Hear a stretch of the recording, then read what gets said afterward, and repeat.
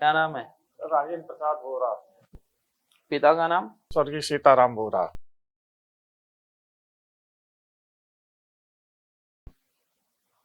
हमारे बारे में कैसे पता चला? टीवी पे देखे थे।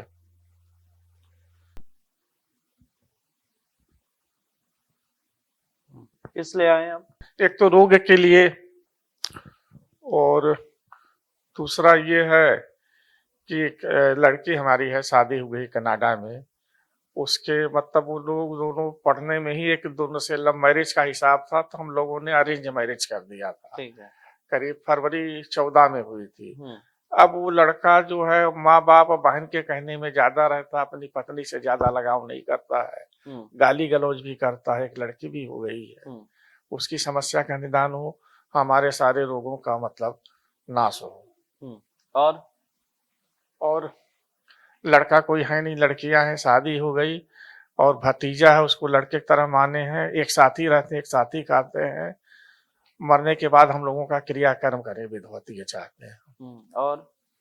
और तीर्थ यात्राएं साल कई किए हैं, बस हमारे यही मंशा है, तीर्थ यात्राएं चलती रहें, खर्चा आता रहे। क्या चलता रहे? तीर्थ यात्रा है, जैसे अभी चारों धाम की हैं, अमरनाथ जी भी की हैं। जून में चारों धाम की, उत्तराखंड का अमरनाथ की हैं, 7 ज्योतिर्लिंग। व्यवहार क्या है आपका? व्यवहार, व्यापार। हाँ, व्यवहार। व्यवहार व्यवहार मतलब कोई व्यवहार है क्या? नहीं समझे इसका मतलब। व्यवहार, लेन देन। लेन देन का ऐसा कोई खास नहीं है। लेन देन कैसे करना है क्या किसी से? हाँ, करना है आगे? लेन देन नहीं, जैसे शेयर बाजार में कुछ फ्यूचर एंड ऑप्शन का काम करते हैं। उसमें कुछ मुनाफा हो जाए, खर्चा निकला करे ठीक ठाक, अच्छा मुनाफा। अभी 3 महीने कोई इन्वेस्ट नहीं करेंगे आगे से अभी से। 3 महीने आपके लिए नुकसानदायक है, ठीक है? और जो इन्वेस्ट है वो हाँ, तो चलता वो रहेगा। रहे, लेकिन कोई नया इन्वेस्ट नहीं करेंगे, ठीक है? हाँ। क्योंकि यहाँ पर आया, आप व्यवहार में फंसेंगे वरना। ठीक अच्छा, है, जो चल रहा है उसको तो चलाते चलने दो। रहे। राजेंद्र जी, जी। आप पर तंत्र क्रियाएं की गई है। पिछले 27 सालों से तंत्र है, आपसे नहीं, आप पर। जी। शादी कब हुई थी? शादी हुई 42 साल, मार्च 80 में। मार्च 1980 में 42 साल हो गया। 42 साल हो गया, जी। ठीक है।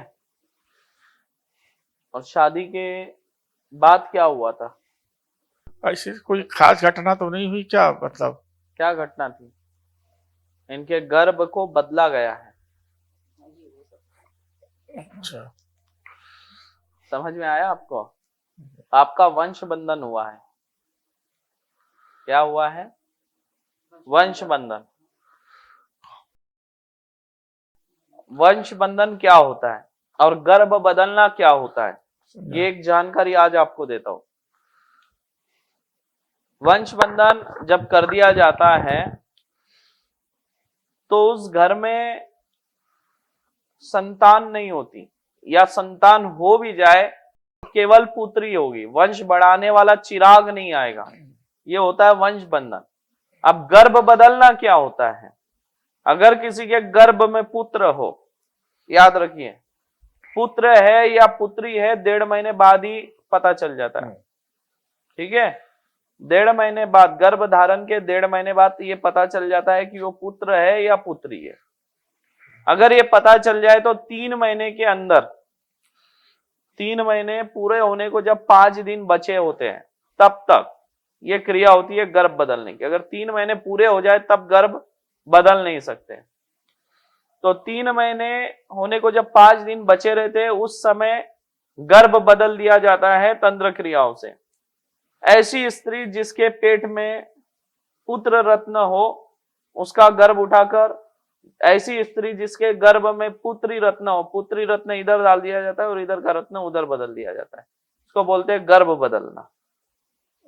कई बार लोगों को पता होता है कि उनके पेट में क्या है, फिर भी जब जन्म होता है तो बच्चा कुछ और होता है, तो ये गर्भ बदलना होता है। तो आपका गर्भ बदला गया है। आप अपने जीवन पे वैसी तरक्की नहीं कर पाए। आपका जीवन जो है संघर्षमय रहा है, हमेशा संघर्ष करते आए हैं, फोर्सफुल्ली। हर चीज जो करना चाहे सॉफ्टली नहीं हुई आपके जीवन, फोर्सफुल्ली, बहुत परिश्रम रहा है हर चीज के लिए। संघर्ष करते हुए किए। आपकी लक्ष्मी बंधन है, प्रगति बंधन है। आप पर 3 जीन खबीज बिठाए हुए हैं, कान पर आपकी क्रिया है, नेत्रों पर आपकी क्रिया है, पेट में रक्त में भी क्रियाएं हैं, शौच के स्थान पर भी क्रियाएं की गई है आपके, जो बवासीर या ट्यूमर बनेगा। ठीक है, आप अपनी पुत्री का भी समस्या लेकर यहाँ पर आए हुए हैं, सुख शांति चाहते हैं पुत्री के घर में, इसलिए भी आप यहाँ पर आए हैं सुख शांति के लिए। आपके शरीर पर रोग बाण मारे हुए हैं, खबीज जीन घर पर भी बैठे हैं, आपके भाग्य पे बैठे हुए हैं, आपके हर कार्य में साथ में रहते हैं, जो आपको नुकसान पहुंचा रहे। ठीक है, सबसे ज्यादा समस्या तो हमारी है अस्थमा की, सांस फूलने की। सबसे में हाँ, और तो कई हैं, लेकिन सबसे बड़ी समस्या अस्थमा की है। बस हो गया? नहीं, समस्याएं तो तमाम हैं, लेकिन हो गया? हाँ? हो गया? हो गया। इसको बोलते समुद्र के पास बैठ के बोलना मैं प्यासा हूँ। क्या बोलना? प्यासा हूँ। प्यासा हूँ। बाजू में बहुत बड़ा झरना बह रहा है, और सुन लो तमाम मेरी बात। हाँ। बाजू से झरना बह रहा है, आप बाजू में बैठे और बोलते हो मैं प्यासा हूँ। आप झरने के पास बैठे, शायद आपको ये नहीं पता, पूरे विश्व में, काय में, विश्व में, मैं सिर्फ भारत में नहीं बोलूंगा, पूरे विश्व में अगर अस्थमा की दवा है तो सिर्फ अगोरमार्ग के पास है, वो हमारे पास। और दवा भी कैसी? केवल 3 खुराक लो, अस्थमा जड़ से खत्म। बचपन से हो, जन्म से हो आपको अस्थमा, अगर आप रोज पंप लेते होंगे, दिन में 4 बार भी अगर पंप लेते होंगे, तो वो व्यक्ति भी मात्र 3 दिन की दवा लेना है, पूरी तरह ठीक। और वो भी निःशुल्क है, कोई उसका शुल्क नहीं है और उसका कोई साइड इफेक्ट भी नहीं है। और ना तो ये दवा खाने की है, खाने की भी दवा नहीं है कि साइड इफेक्ट हो, केवल इसका आपको चीलम पीना है। इसमें स्मोक है, वो स्मोक को आपको अंदर छाती में रोक के रखना है। 1 चीलम ऐसा पिएंगे आज, कल और परसों, अस्थमा जड़ से खत्म, 1 ही चीलम में हो जाता। पर 3 चीलम इसलिए लेना होता है ताकि दोबारा आपको भविष्य में अस्थमा परेशान ना करे। आज मिल जाएगा? मिल जाएगा, अभी दे देंगे। ठीक है, चीलम वाले बाबा है हमारे बैठे हुए। बहुत धन्यवाद आपका, बहुत बंधन है आपका, बंधन जीवन भर रेडी रहेंगे आपका। आपको एक बात बताऊंगा, मेरा औरंगाबाद का दरबार चल रहा था आज से 2 साल पहले। हमारे हर दरबार में हम निशुल्क अस्थमा की दवा देते, निशुल्क।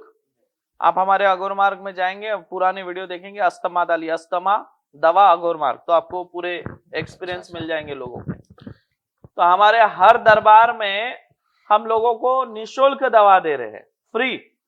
हजारों लोग अस्थमा से ठीक हो चुके। एक ऐसी महिला मेरे सामने आई थी, बैठी थी, और उस समय भी उसको इतना अस्थमा था कि नाक से पानी, आंख से आंसू निकल रहे थे, श्वास लेने में तकलीफ थी।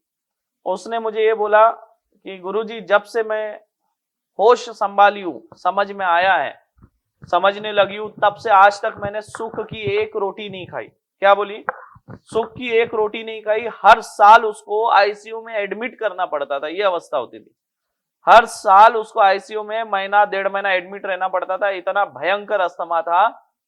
3 खुराक लिया, आज तक दवा खाने की शक्ल तक नहीं देखी, और अस्थमा क्या होता है पता नहीं। हॉस्पिटलाइज तो नहीं हुए कभी, लेकिन चलने में, सीढ़ी चलने में मैं आपको क्या बोल रहा हूँ, अस्थमा कुछ भी हो, नॉर्मल इंसान की भी अगर श्वास फूलती है तो हम उसको दे देते, तो अगर जो 10 कदम चलता है ना, वो 100 कदम दौड़ कर जाएगा। पकड़िए सर पर, आंखें बंद करेंगे, अपना नाम, माँ का नाम बताएंगे। राजेंद्र प्रसाद बोरा, माँ का नाम कमला देवी।